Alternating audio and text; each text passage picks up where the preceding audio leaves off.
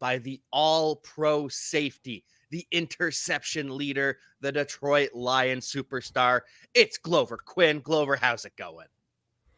Excelente. Cinco de Good. Mayo, so I got to get a little Spanish in there. Excelente. Good. Happy to hear that. Happy to be chatting with you as always. What's new? What is new in the world of Glover Quinn? I don't know, man. Nothing's really new. It's just same old stuff, man. I'm a routine, grinded out type of guy. So that's where I'm at right now. School year's finishing up, so just trying to finish up the year strong with the kiddos and still building the company, the business, whatever you want to call it. So same old, steady over here. And that is how you get better. Consistent work, consistent improvement, no matter what field you're in, no matter what you're looking at, consistent hard work. But I don't need to tell you about that. You did that for years in the NFL and did a pretty damn good job of it too. Yeah, and that's what's so crazy. I sit there and I tell people all the time, I didn't play 10 years because I was athletic or I was this or that. I played because I was consistent. I was routine. I was structured. I was smart. I was all those things that allow me to be able to do that. So that's who I am as a person, and that's what comes through in my everyday life, even though I'm not playing. Routine, consistency, just being able to do the same things over and over and over and over and over and over and over again and continue to get better at those things. And so that's kind of how I live. And it's a great way to live. And we are lucky to get all of the information from you that you have learned over the years. Probably know more and forget how much you know sometimes compared to what we here on the show know. But we are lucky to hear from you. We are lucky to get your thoughts. What is the offseason like right now for you as a former player? And what's it like as a current player? Kind of the draft has happened. I know that rookie mini camps are starting to heat up, but that doesn't really impact the veteran players, does it? Nah, I mean the vets are there working out, off season workouts. I believe they're still there. Rookie minicamp happens. It's generally a weekend. You get drafted. It's probably going on this week Yeah. for a lot of them. But the veterans, they got out of there on Friday or Thursday or Friday, and the rookies came in probably for the mini camp over the weekend. But yeah, the vets are just going through normal off-season workouts, probably with the team, all the different rules they throw in a little bit or whatever they're doing. Probably gearing up, getting ready for OTAs, couple practices, and mini camp in the summer. So it's just same old routine for those guys, just getting the bodies ready to go, getting back into it a little more, picking it up to the next level. For me, I don't play anymore. So, you know, like I said earlier in what this is all season for me. So it's kind of like, all right, the draft happened. All right, the storylines are out. I like I said, it's nothing much really going on right now. Everything is smoke and mirrors. I mean, it's not really much going on. Guys are just working, and then that's just what it is. OTAs are gonna be OTAs. Gonna have some guys get injured. That'll be a storyline. But as far as everyday news, there's really not much going on for me that I bite. You know, Smoke and mirrors is a really good way to put it because the entire draft is built around smoke and mirrors. No team wants you to know what they're going to do, who they're interested in, who they've got their eye on. It's why some teams won't even meet with the players that they want to take, like the Houston Texans. You were surprised when they took you. So it's smoke and mirror season, and now that that's kind of over, it's not as though they can just all of a sudden start telling the truth again. Now we've got the mind games. Oh, well, this guy's competing with this guy. right? They've already made up their minds in the position battles, but it's all those kinds of things. Oh, we could have a different quarterback. We could trade Trey Lance. We could do all these different things, and then come week one, it's usually not too different. Right. Yeah. I mean, I don't think they know how to say exactly what they. I don't think they know. I think they've learned how to talk, and that's true though. Like when you talk to the media every day, I used to talk to the media a lot. You learn, you know, you basically talk through the media. You know what I'm saying? Just say stuff that some stuff you say, you're gonna get a lot of flack from, and you just say it anyway because you're like, all right, this right here kind of stir them up. Um, but yeah, you can't believe half the stuff that these guys are saying right now. Like, nobody's wanting to ruffle any feathers or bulletin board material. Nobody's gonna do any of that stuff. Every now and then you might get somebody say something, but for the most part, everybody's just and then these, like I said, the coaches and the executives, everybody's in a battle because they don't want anybody to know. I mean, heck, the only person that's probably truly safe is Lamar Jackson, Jalen Hurts, and Aaron Rodgers. Everybody else is in some type of competition. And when you just come off the contract, and that's the only time teams will tell the truth is with the money that they spend. Right. They'll lie to us about what they say about the money, but we can all see pretty clearly the money tells the story. No question. And it's so interesting too with this time of year, coaches just trying to hide things, trying to not be fully transparent just because it's the competitive advantage. But it's also a time of figuring out depth charts because, yeah, like you just drafted, if you're the Detroit Lions, you just drafted what, 7 new young men? You have to figure out where they fit in your team. And I heard recently that the reason that they have rookie mini camp so quickly immediately following the draft is because these coaches, they want to get you in the building, they want to get work with you immediately so they can know what to expect when it actually starts heating up in July when we get to training camp, and that you already have that relationship kind of formed instead of just going straight to vacation. Well, see, when I got drafted by the Houston Texans, and Gary Kubiak was the head coach. And we didn't have a rookie mini camp. Oh. And it was actually pretty awesome. And his reason was, you got a bunch of guys that you're flying in because you, like you said, you only drafted 7, right? Say you signed another 16 or 12 and undrafted. So you got 19 to 20 guys. Like, what kind of practice can you really have with 19 to 20 guys, right?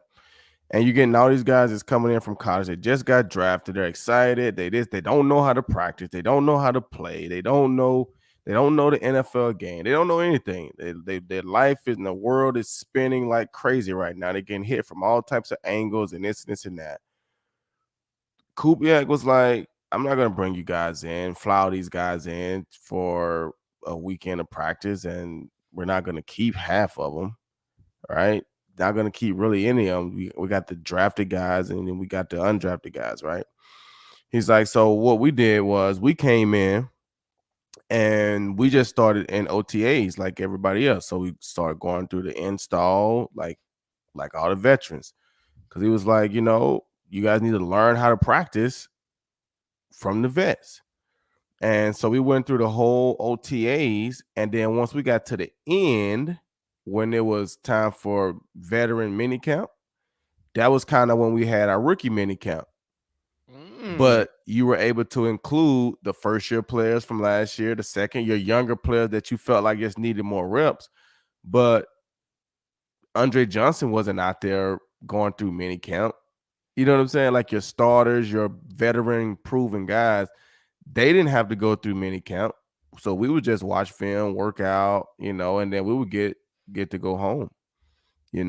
So my first year in Houston, I had to go through the mini camp. I was a rookie, but my second, third, and fourth year, I didn't even have to go through the mini camp in the summer because I was a starter. But that was a good way for like he said, my rookies get a chance to come in, get comfortable around the building, be around the vets, see how we practice, learn how we practice, go through the install, kind of get used to being in the facility and all those different things. And instead of having to fly in so many people just to get through a practice, now I can take my second year guys, my backups, my guys that need more reps. They can go through the mini camp with the rookies, and we can have a good 3-day session. And I can give my veteran guys a break. Like I said, Calvin Johnson, Matthew Stafford, they don't need to be throwing any more go routes in mini camp just because it's mini camp, right? They've got that part figured out pretty good. Right. So we didn't have a rookie mini camp. So, and I thought that was kind of cool. Yeah, that's actually brilliant the way you put it all together. It avoids the development of bad habits. And I know a lot of coaches out there think, well, I'm the one coaching. I'm not going to teach them any bad habits. But no, you add that extra layer, those veteran players, to make sure that there's an extra set of eyes, that everything is up to par in terms of being an NFL professional. That is a great idea. And it's not as though these rookies are going to be out of shape. They just had to do that whole training for the combine. It would be very shocking if by April they have stopped working out completely and they are all of a sudden in the worst shape of their life. This is the time of year where it's everyone is best shape ever, going to have the best season ever. Right. And So and it's kind of scary because you don't know, right? So when I got drafted April the 26th, right? I didn't have to report to the Texans until May the 17th or something like that. So it was about 3 weeks, right? During that period of time, like I said, it's a lot going on, so you got a lot of things going through your head, but you don't know what to expect. So I was the type of person, if I don't know what to expect, I'm probably gonna over prepare. So I'm working out and running more now than I probably was leading up to the draft. Because now I done got drafted by a team. I have to show up ready to go. But I don't even know what ready to go is because I've never done this before. So if you got guys that got drafted and they don't have to show up for another 3 weeks and they just sit down and become couch potatoes for that's not a good sign for that player. That's showing the coach early on, okay, he's not somebody that's gonna be overly prepared. He's gonna do the bare minimum, right? And I guess, like I said, I guess I was always that type of player. I didn't feel like I need to have the coach to hold my hand to get me ready to go. Like you don't have to keep me in the building to make sure I'm preparing. You know what I'm saying? And me having my kids, like I'm like, hey man, I want to be at home with my kids during the off season. I don't want to have to be up here just so you know that I'm working out. Like I can get my workouts in and get myself prepared and be home with my kids. But everybody's not like that. So then you have to do these things, and it's just like, guys, we don't have to even be up here right now. If you guys just show up in shape. But it's all about that trust, isn't it? Trust that is such an important thing. huge thing. Important, and unfortunately you can't trust all of your players, but hopefully we can trust this new batch of players that just came to the Detroit Lions. I know at least one, Jack Campbell. Do you think the last name had something to do with him being drafted in the first round? Or I think more likely it is the quote that he gave, I believe it was at the combine, about being a green dot Mike linebacker. He loves being the Mike linebacker. He wants to be the one that when he messes up, when the play goes bad, he is the one to take credit for it. He wants that chewing tobacco spit in his face from the coach because he's screaming at him. And that to me felt like a Dan Campbell draft Yeah. pick. Yeah, that looked like Dan Campbell stood up on the table and, excuse my language, but dropped his what's and said, this is who we're taking. Point blank, period. You know what I'm saying? Perfect Dan Campbell draft pick. I mean, yeah, the name goes along with it, but if you look at his body type, you look at his style, you look at his size, he looks just like Dan Campbell. He's a big middle linebacker, but you need that. You need somebody big in the middle, right? I think, the linebackers that they had last year, they're good side to side, running, blitzing Alex Anzalone to get going. And, those guys kind of run you down side to side. But when you had the teams, you think back late in the season when they played against the Carolina Panthers, the teams that just ran right at them straight downhill, they didn't have enough beef in the middle to stop that. So Jack is pretty big, looks like. He should be big in the middle to provide some beef for them. And yeah, I mean that was all Dan Campbell. When I saw the pick, I was like, oh yeah, that's Dan for sure. And does that happen often? I know as a player you're less exposed to this, but do the coaches and general managers kind of square off sometimes? And it's no, I need my guy right now. You can get your guy later, but this is my guy. He's coming off the board right now, right this second. I don't know. I never been in those rooms. I would assume that stuff happens. You will hope that, you know the GM and the coaches can be on the same page and really agree. But I'm sure when you got that many men and that many prospects, they don't all agree on the same guys. I'm sure that happens. And I don't know how much the GM throws his weight around, like, nah, this is who we're getting. And I don't know how much the coach throws his weight around, like, nah, this is who we're taking. I don't know. I've never been in those meetings, but that is an interesting question. It is, and it brings me back to when Dan Campbell and Brad Holmes first got brought into Detroit. Campbell was asked, like, "You're a strong personality. How do you work together with Brad Holmes to make sure everything goes smooth and you're working together to get the right players?" And his quote was, "A true alpha knows when it's time to concede." Because the Lions, their front office views everyone as an alpha personality. Everyone is going to speak their mind. Everyone is passionate, but to actually be an alpha in that sense, you have to be willing to listen to others, to take their opinions. And if Dan can't, so this is why I think it was, yes, a Dan Campbell pick, but there were other people who signed off on it because he says, if I'm the only one jumping up and down on the table, maybe I need to rethink my process a little bit because there are a lot of other smart individuals that I am surrounded with, and I can't be right all the time. Yeah, that's true. And for them to have that type of relationship, that type of bond, and that type of acknowledgement of their skills and their skill sets, that's good. I mean, like I said, I think you're gonna have times where people don't people don't see it the way you see it, and sometimes you just got to ride with them. Like, hey, you know what? That probably wasn't who I would have went with at that point, but that's who we went with. That's who we got. So sure, we got to ride it out. We got to make it work because I'm not in a position to be able to say, "Oh man, we would have, we should have just drafted this guy." Like, I think they only talk about that stuff, 4 or 5 years after the draft has happened, and some kids turn into good players, and some kids kind of fizzle out. You say, "Oh man, we should have took Aaron Donald instead of Eric Ebron." Right? Oh man, you know what I'm saying? You have all those. We passed on Tom Brady 5 times. Right.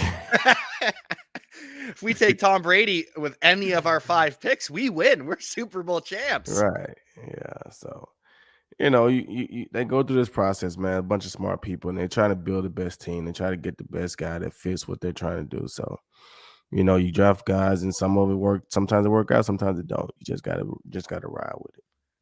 Got to ride with it, got to roll with the punches. And it seems as though the Lions are rolling pretty heavily with Alabama. This is the third play, or well, 2 players this draft. So 3 players in the past 2 drafts drafted in the first 2 rounds out of Alabama. We get Jameer Gibbs, the electric running back. They send off DeAndre Swift to the Philadelphia Eagles.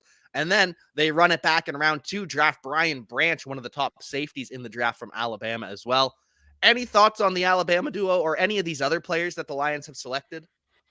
You know what? I mean, Alabama has a great pedigree of football players. I mean, that's not, sugar coated. They get access to the top players in the country, and they do a great job of developing and coaching. They play in a bunch of big games, a bunch against a bunch of top talent.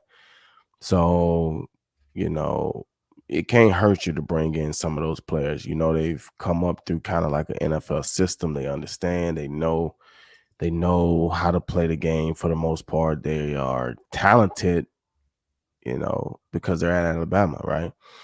And so to get some of those players and bring them into your system and to your team, you're just trying to change the mentality, right? Because winning is a mentality. Even though you're not in the NFL, you've been in college, but you've been a winner. You know what it's like to win national championships. You know what it's like to play in big time games, win SEC championships. So you know what that looks like. You know what that work feels like. And so you can bring that same mentality up here. Like, hey, man, like, I'm trying to win. Like, this is what it takes to win. We need to be winning. So you always want to keep trying to bring in winners and leaders and guys that can help get your program over the hump. Well said. Absolutely well said. And Alabama has been that franchise. We're seeing it with the Philadelphia Eagles too, loading up on Georgia players. They Yeah. drafted two in the first round. They ended up taking Kelly Ringo in the fourth round too. And they traded for DeAndre Swift, another former Georgia player. What did you think about that trade? I was surprised, but then I sat on it for a bit and it felt very similar to the Jeff Okuda trade. Yeah. I was surprised too. I was actually excited to see what they would do with Jameer Gibbs, DeAndre Swift, because I felt like they Right? could they could do a lot. That they would have had some flexibility, especially the fact that it's a running back, right? So running backs, you know, that's a easily injured position. It don't take but one tackle, and Jameer Gibbs is out for 3 weeks, or you know, DeAndre Swift, struggled with an ankle last year, and then he had a shoulder. So if you feel like I need that type of player in my system, having two of them doesn't hurt, because once you realize, okay, well, now they can stay healthy, you have different roles. I felt like, Jameer Gibbs can line up in the slot and be a receiver, create all types of mismatches for you. You know what I'm saying? DeAndre Swift can do the same thing. So you start mixing him, Amon-Ra St. Brown, you got a real good combo on the inside. Then you still got Marvin and Jameson on the outside. Like you could have had a bunch of weapons. But I don't know. Maybe, like you said, it was the Jeff Okuda thing, the money, what's going on, yada yada yada. We got a guy that we feel like is better, so we can use him as some trade compensation to get some stuff. So, I mean, you try not to trust. I mean, not you try not to, like, second guess what they're doing, and trust that they know what they're doing.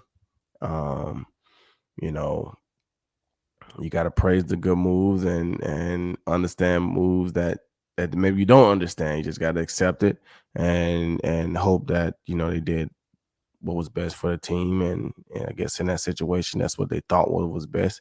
So you just ride with it. And it's been a fair number of Matt Patricia slash Bob Quinn draftees that have been out the door recently. They traded TJ Hawkinson last year, traded Akuda a couple weeks ago, traded DeAndre Swift. And it, right or wrong, it just feels like a new beginning. It feels as though that this organization is putting their stamp on what the Lions are going to be. And it's a change, but they've given us no reason to not trust them. So we just got to continue to Bleav in the team, Bleav in Brad Holmes, Bleav in Dan Campbell, and roll with it. That's it. And I like it. I like it. You got it. You have to change it, and to change it, you got to get new people in. You got to get old people out. It just is what it is. And there have been a lot of new people added in the secondary. They added Brian Branch, the safety from Alabama. Any thoughts on him and the rest of the additions? Because now we have what, four different players that can start at safety. Tracy, when he's healthy, I don't know if he'll be back for week one. I have no insight on that, but looks like he's going to be playing this year, and he's a starter. Kirby Joseph, he's a starter. CJ Gardner Johnson, they just signed, he's a starter. And Brian Branch is a starter caliber player. You now have potentially four starting safeties. Some of them can play in the slot as a nickelback too. What does all of this allow you to do as a defense? I mean, it just gives you more flexibility. You know what I'm saying? Gives you more flexibility, but it also, you know, it's gonna create, I don't want to say problems, but it's just gonna be a situation where, like you said, you got four guys that are starters. So who's gonna be the one that's starting? Who's gonna be the one that's, rotating in, coming in as a nickel, a dime. Maybe they like some of those guys better than they like, some of their corners in the slot, being that maybe they can tackle or they can cover. I don't know. I don't know exactly how they're going to use all those guys. Um, but it's never a bad thing to have them. You're saying it's not a bad thing to have multiple good players at a position. Not a bad thing at all. Not a bad thing at all. Good, good. Because I think that they're going to have a lot of fun with this. You can put CJ in the slot here. You can put Brian Branch in the slot. You can have Kirby Joseph playing deep and walk Tracy Walker up into the box. There are just so many fun things that they're going to be able to do with not only coverage players too, because yeah, CJ Gardner Johnson, he tied for the league in interceptions last year. Kirby Joseph, he's a ball hawk. They've shown that they can lay the wood as well. Oh yeah, most guys. I mean, most guys in the NFL can tackle. You have to be able to do that. You know, you may not like to do it, but you can do it. They'll lay the wood. They'll drop the boomstick on you if need be. But you know, I've always felt like I want the ball. I need guys that can turn the ball over, get me the ball. Yeah, you got to be able to make tackles. We understand that. But when the ball is up there, I need you guys getting it. Have to be able to do both. You have to be Got able to. to do both. You got to. It's the new NFL, right? You, uh, as great, as talented as the defensive backs in the NFL are today, the rules are against them. Offenses are so wide open. You will never completely stop every offense that you're going to face, which is why you have to stop them in other ways. You have to get your hands on the ball. You have to get turnovers and allow your offense a chance to keep up with them. No question. I mean, if you can take the ball away from the other team's offense, you're going to give yourself a better chance to win because it's harder for them to score. They can score defensively, but it's harder for them to score if they don't have the ball. You have a better chance of scoring when you have the ball. So being able to take the ball away is a critical skill. And so, you know, if you can do that via interceptions, forced fumbles, something, you're going to help yourself out and you're going to help your team out. And so we've talked recently, we've been doing some chalk talks. We did some breakdown of what the nickel defense is in the modern NFL. We broke down some one high safety. Haven't talked as much about two high safeties. And I know you have said that this is a stop the pass. You go in one high safety, you bring someone in the box to stop the run. But based on the Lions' moves, the fact that they have four versatile safeties and then just added a monster at Mike linebacker, do you think the idea is to be able to play more two high shells without sacrificing the run? Nah, No? nah. You know, I think, you know, given that Aaron Rodgers is no longer in the division, I think they're gonna stack the box now. I don't think they have a Ooh, team. I don't think they have a team in the division that they feel threatened in the past by, other than maybe, you know, Minnesota. You got Justin Jefferson, but they got rid of Adam Thielen, so you really only have Justin Jefferson now. You know, I mean, I think they may have another guy or two there, but for the most part, they're not. They don't have to play for the pass against Chicago. They won't have to play for the pass against Green Bay. true. So being able to walk that safety up in the box and make sure that they stop that run game in what they call the black and blue division, like I think that's what you're going to see more of. You know, if Aaron Rodgers was still there, and you know you had different makeups with teams, you probably would see more two high. But I think you're going to see some one high stuff. But I think you're going to see a lot of like multiple type things. You know, three safety looks, um, you know, some two safety looks, nickel looks. Um, you know, they may go a dime package and get all four safeties in there. It just all depends on who's playing well, who's healthy, and who are we playing that week. You know, do we need all these guys or do we not? And who knows? You know, who knows what's gonna happen? I don't think. I mean, I think CJ is gonna be there. I think you just drafted the young kid. You know, Tracy signed a deal. Kirby's a young player that's playing well for him. I think all those guys will be there. Just to what capacity and what role they'll be playing, we'll have to wait and see. And that's not a bad thing to wait and see. I know we're all impatient. I know we all want to know what Aaron Glenn's going to do, but if we have to wait, so do NFL defenses. And correct me if I'm wrong, but it's harder to game plan against something you've never seen before. Am I correct in that assessment? True. It's harder to game plan for it. So you just have to understand players. You have to understand what they like, what they don't like. And so when you get in those situations, you say, "Hey, they bringing this guy in a lot. Well, we know they like to blitz him. So hey, let's be alert for a lot of blitzes when he's in the game because we know, like, hey, this guy right here is he's a run through guy in the run game. So hey, be alert for that. Hey, this guy right here is a ball hawk. Hey, when he's around, when they putting him on the field, they playing a lot of this or that because they like to give him opportunity. So that's kind of how you got to prepare for those situations, right? You never know when you go into a game defensively, especially at the start of the season. You haven't had many scouting reports, right, outside of what they've shown you in the preseason, which is very vanilla and this and that. So you kind of just go off players. Hey, this right here is their speed guy. If he's in the game, we got to be alert for them trying to take the top off the defense. Hey, this right here is the trick guy. When he's in the game, it's a bunch of reverses, speed sweeps, and this and that. And so you just kind of base it off of who's in the game, where they line, and how they try to use that player until you start to get some concrete stuff as to what they're trying to do with those players. And so do you match up personnel? So say you have the gadget guy. So say this slot right here is the gadget guy. Your usual slot corner is I don't know who, but you have your usual slot corner. Will you have a player that matches up well with the gadget guy, or are you just gonna stick with your base defense? He's our nickel, so he follows the gadget guy, whether he's in the slot or off the field. Well, yeah, you're gonna keep your stuff the same, and the defense just has to be on alert because the gadget is exactly what it is, a gadget guy, right? It's not like you said, "Hey, this is their Usain Bolt, so we need to put in our Usain Bolt." This is a gadget guy, so that means most of the stuff that he's doing is behind the line of scrimmage, reverses behind the line of scrimmage, speed sweeps behind the line of scrimmage, screens, like different things like that.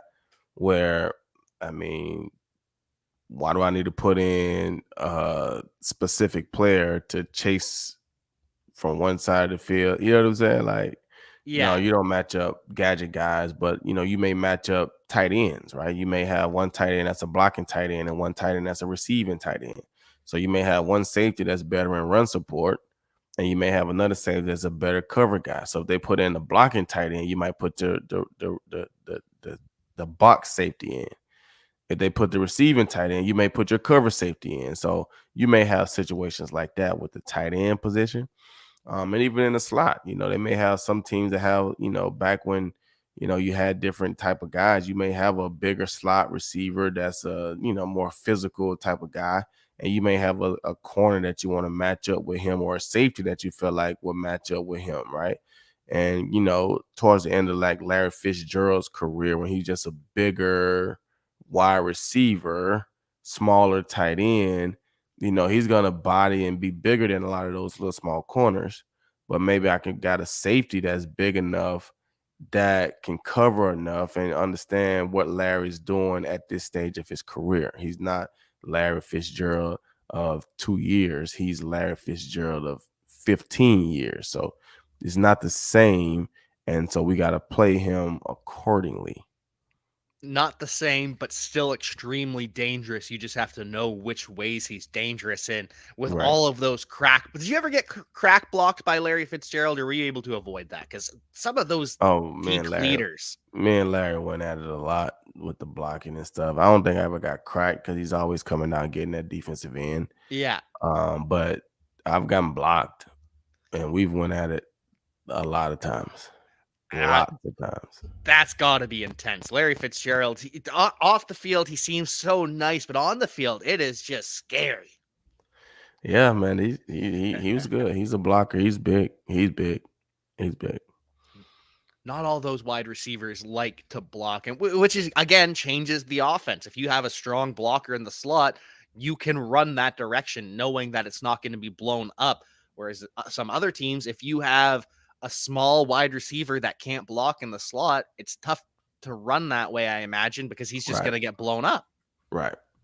And that's what's gonna happen. And so offenses know that, defenses know that. And hey, man, they put this guy in, he's not a blocker, so expect a pass right here or some kind of gadget. They put this guy in, he's not a receiver, so expect a run, right? They got this big guy over here in the slot, and they got this guy outside. Let's be alert for screens right here. They trying to get a blocker out there to block for this screen route. So just a lot of little tails that you can get. That's just from knowing the players and knowing their skill set and what they do well and what they don't do well. You can take a lot of stuff away just from understanding who you're playing against. And so if we want to take away this offense, we base it a lot around three wide. And oftentimes you have said with three wide is when we do go to the two deep safety, especially because they have the option. They can flex the tight end, they can flex the halfback, so things move around. What are some things we should understand about the cover four, cover two defense? Woo. Okay. So cover four is probably my favorite coverage. So that's a whole show in itself. I love cover Okay, four. That's a whole show in itself. Plenty of time for need lots of time for cover four. So perfect. this right here, we got half up there. So when you're playing halves, right, you got those two safeties up there. So in cover three, the field is broken up into thirds. You got the outside third, you got the middle third, and you got the other outside third. When you're playing cover two, you only got two guys deep. So now those safeties are responsible for half of the field, not the third. They're responsible for the half, right?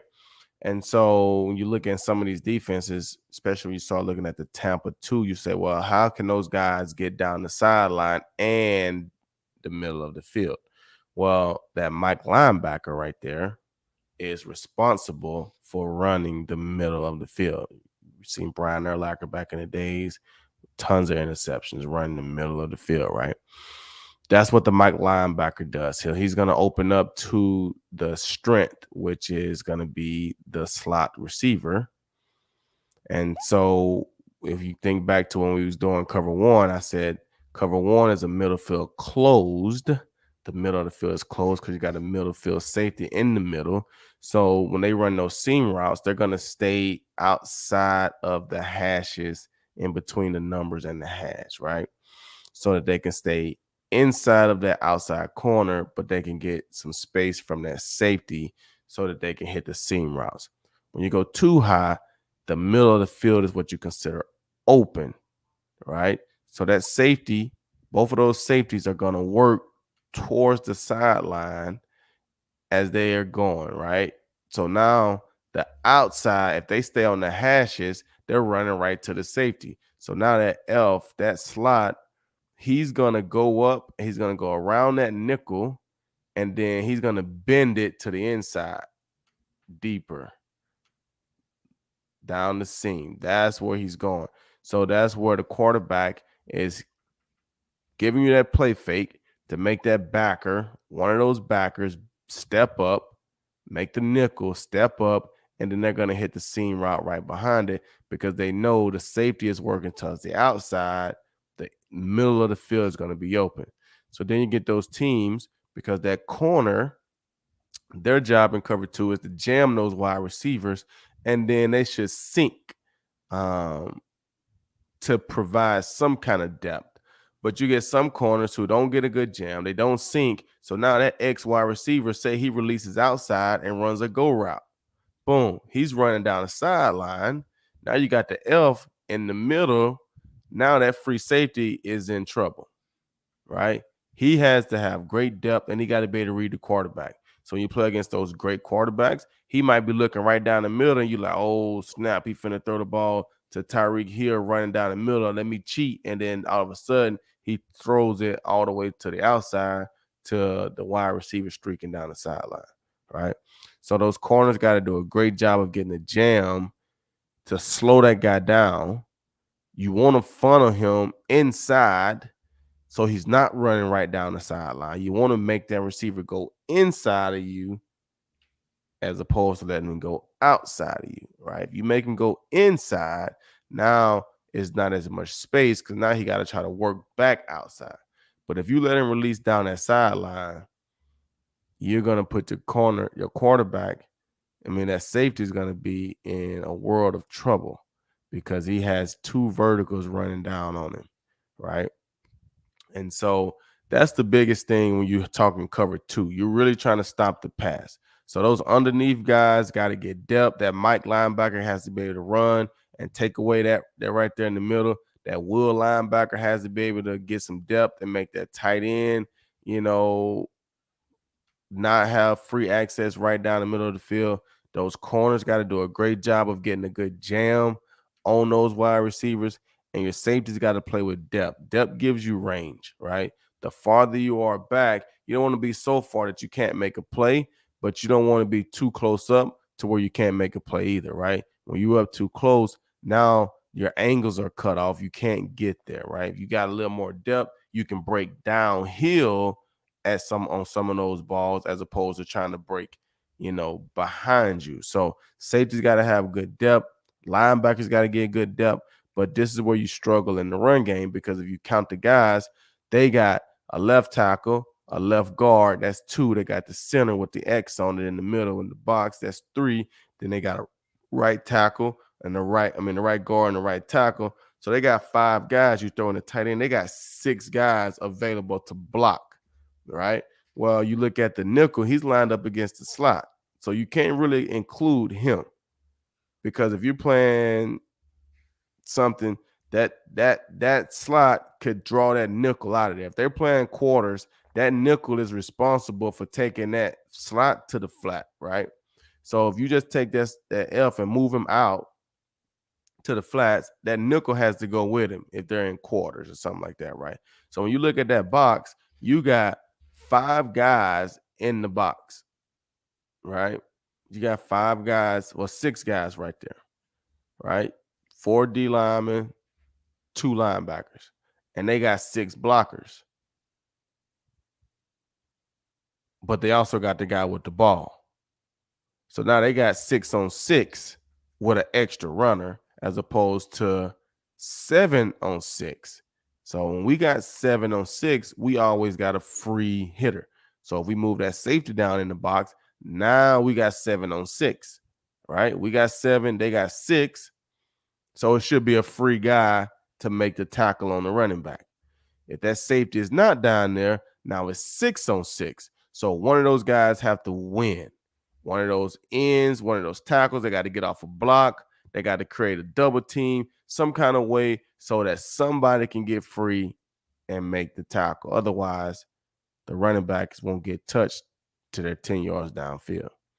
So when you have those teams that are good enough to play, like when I first got to Detroit, our D line, we had Nick Fairley, we had Ndamukong Suh, we had a young Ziggy Ansah, we had CJ Mosley, we had Jason Jones, we had DeAndre Levy in the middle, we had Stephen Tulloch in the middle. So we were able to stop the run and play cover two because we had a good D line, we had good linebackers. When you don't have a good D line, you don't have good linebackers, and you can't stop the run, you can't play cover two. So now you put more pressure on your secondary to have to play man to man. And that's where you get hurt when you're playing against quarterbacks like Patrick Mahomes and Aaron Rodgers and all those great guys, because you need those corners, they need that protection of those safeties up top because it's hard to cover those guys, especially with a good quarterback. Especially with the speed in the NFL. That's when you have a receiver that can get open at will.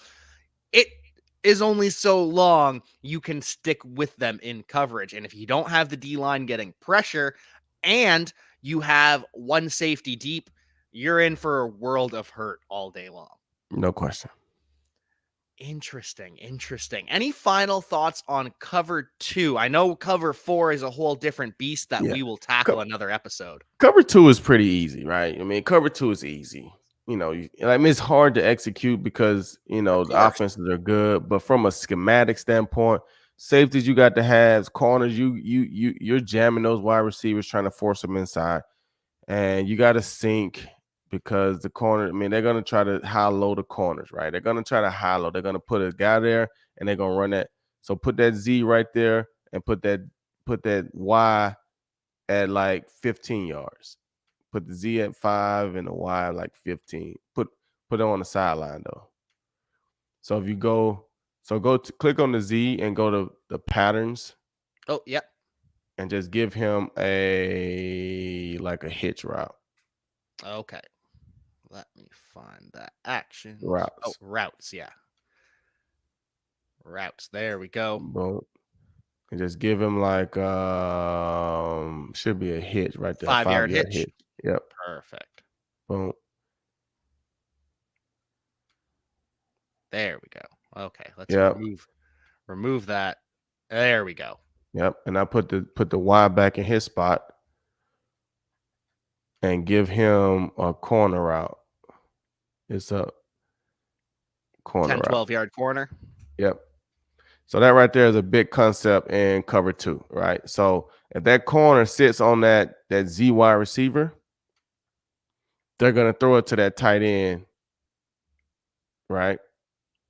It's a high low. So the corner's job is to jam number one, right? Don't let that ZY receiver get up the field, get down the sideline, and then he has to sink and get underneath that corner route. Sink towards the sideline. You got to sink towards the sideline because that's where he's throwing the ball. If you run in to where he's at right now, the quarterbacks are good. He's going to throw the ball behind you right on the sideline to where that wide receiver is running to. So you have to sink wide because it's easier to come back in than to go back out. So when you jam, you want to jam and sink towards the sideline with depth as opposed to running inside.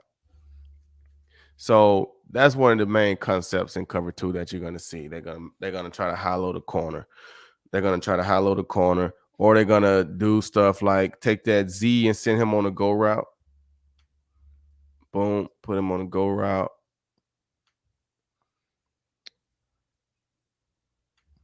Boom.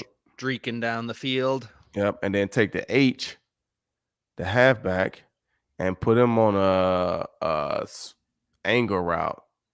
Probably angle route, not an angle. Put him on a flat route. What a flat at? Go down to the F. Flat route. Yep. To the other side. Should be able to get him. We can't get him to the other side. Oh, we should be able to. There we go. Yeah, just take that. There Yeah. we go. So when you get that right there, now we got 3 levels, right? So that corner, if that corner get a jam, right? And he realized he's trying to go vertical, he sinks for the vertical route, and you got the tight end running the corner route, and then you got the halfback going to the flats, right? So that's called a tier concept. You got a low guy, you got a middle guy, and then you got the high guy, right? You see how that works? I do. And so what you have to bring the will in to help with this. So the corner plays it high to low. All right. So the corner gets his jam. He sinks. You want him to throw the ball to the flat route. That's a 2-yard route. You drive up between you and the wheel and you make the tackle. But if you jump down on that corner on that flat route and they hit the tight end right behind you. See, that's why offenses are going to do that when it's 3rd and 2, short yardage, just 4th and 1. They're going to put that little halfback in the flat because they know you can't give up 1 yard. So when they see that corner jump that right there, especially like at the goal line, they put that right there. That corner jumps it, then they're going to hit Travis Kelce right behind you in the end zone. Right? Seen that once or twice. Yeah, that's how they do it. Or they can do stuff where, take the H and take his route off.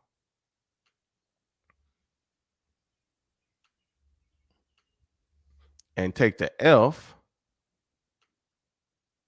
and give him a drag. Boom. Right? So now they creating the same thing. He just coming from the other side of the field. You're going to have a high guy, a middle guy, and a low guy. And his drag will probably be, take that end arrow and bring it down to about 5 yards. Right. It'll be something like that right there. It's going to be the same exact thing. You're going to have a high guy, a middle guy, and a low guy. Right? It's all the same thing. Just all depends on who they want to try to get the ball to and who those guys are. If we got a speedster in the slot that can get across the field, then we're going to do that. If we got a slower guy in the slot that can't get across the field, then we can't run that play. Right? We can't run that play. So we got to use a halfback and a tight end. We got to use different guys to get it done, or we got to send them in motion and do things like that. But it's all going to be the same concept. Same concept. And Yep. so I'm really learning from you over these past couple sessions that it is all about the personnel. It is all about what you see either on the offense or on the defense, because you broke it down for the quarterback. Doesn't matter if it's man, doesn't matter if it's zone. It matters if it's single high or too high. So he knows if the middle of the field is open or closed. As a defender, you are looking at who is playing what position to say, well, they can't run these types of routes. They can't run these plays because of who is here. So we have to adapt and be more wary of other attack points of attack. Right. I mean, and that's exactly how it is. If you look at the personnel, you think back to a lot of these teams, right? You think back to a lot of these teams. I mean, let's look at the lines right now. Like who are the lines tight ends? They have none of them are really considered receivers, right? They got rid of their receiving tight end, right? So none of them are really considered receivers. So defenses are going to play that as such, right? They go and sign a guy that's considered a receiving tight end. Now you have, okay, when this guy's in the game, we need to be alert for these pass concepts. He kills guys with corner routes and seam routes. So we expecting from this tight end for him to run corner routes and seam routes. This tight end is a blocker. We're not expecting him to even run the ball. I mean, to release, right? We're not expecting him to release. He's a blocker. Like Mercedes Lewis right now is a blocker. He's a left tackle, right? Yeah. Travis Kelce is a wide receiver. They put those guys on the same team. We're going to be able to say, hey, when Travis is in the game, this is what we're going to do. When Mercedes is in the game, this is what we're going to do. If both of them are in the game, hey, linebacker, you got to go to the Mercedes. Safety, you go to Travis, right? Because you understand what they're doing. Hey, the Detroit Lions, Jahmyr Gibbs is in the backfield. We got to play it a certain way, right? What's the guy we got from Chicago? Mike Davis. David Montgomery, the running back. David Montgomery, right? He's in the game. We got to play a different way. He's not Jahmyr Gibbs. The things that they ask in Montgomery to do, they're not going to ask Jahmyr Gibbs to do. So you got to know who's in the game. If Amon-Ra St. Brown is in the slot, you got to play it a certain way. They put Jameson Williams in the slot, you got to play it differently. Those are different guys. Jameson Williams might take you up top for 80. Amon-Ra St. Brown, he might give you 15 and get you the first down. Now, he can take you 80, but when you're just looking at the game plan, hey, man, they won't ever put Jameson in a slot like this. Now he's in the slot. Ding, ding, ding, something's up, right? You got to be able to see all those different things, and they try to hide it so many different ways, and you got to be able to see through the window dressing and figure it out. And you can't get beat that way. You can't get beat by players doing the things you know they're going to do. You cannot allow yourself to be beat by Jameson Williams running 80 yards deep from the slot just because he's in the slot today. Right. Yeah. That's one thing. That's one thing that drives people crazy. And that's why Bill Belichick was so whatever in his time, because he wasn't going to allow you to beat him with your strength. He wasn't going to allow Calvin Johnson to beat him. If you beat me, Calvin's not going to beat me, right? He's going to make you play left-handed. That's what's so difficult, when it comes to a lot of these guys. It's like, hey, this guy is great. I understand that. We're not going to let him beat us. We're going to do something. We're going to take him away, right? We know, hey, man, Jameson Williams is a vertical guy. If he catch 15 screens today, that's fine. He can't catch one deep ball, right? That's kind of how you look at that stuff. Hey, man, we know this guy is the speed sweep guy. He's the reverse guy. He's that, like, he can't beat us on that. If he run past us, hey, man, we wasn't expecting him to run past us. He got us. reverse, everybody get fired because we knew he was gonna do that, and he did it. And that's why I tell people all the time they don't understand how hard it is at the professional level in any sport to go out and continue to dominate when they're trying to stop you, right? Well, like you got the best players in the world and they are trying to stop you. Like they're game planning to stop you. And you still are able to go out and put up numbers. That's impressive. It is. 'Cause it's hard. It's hard, man. They're designing defenses and this and that to specifically stop you. Yep. And they can't do it. And they can't do it. It's hard. That's why I that respect them. that is something I think that is the perfect place to end today on. Is these guys are special no matter how much work you put into stopping specific players.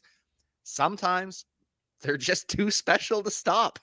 Yeah, they are a lot of times. And the same case on defense. Sometimes players are too special to stop. That's why they end up leading the league in interceptions for the Detroit Lions. Hey, you throw it up there, I'm going to get it. That's all I'm gonna say. So if you want to stop me, stop throwing it.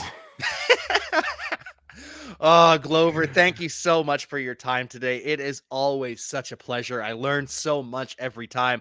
Any final thoughts before we get you out of here? Nah, man, enjoy your time. Be safe. And gear up, man. It's gonna be a great football season. Continue to learn, continue to increase your knowledge of the game, and it'll make the game that much more enjoyable. We're in for a really fun season just based on the stuff I've learned so far. And we're going to keep learning throughout the off season. I cannot wait for this cover 4 episode that we're going to do, knowing that it's your favorite coverage. Ooh, it's got me excited. Oh Glover, yeah. thank you as always. Thank you. Thank you. I can't wait for that one. I cannot wait. But until then, we will see you next time.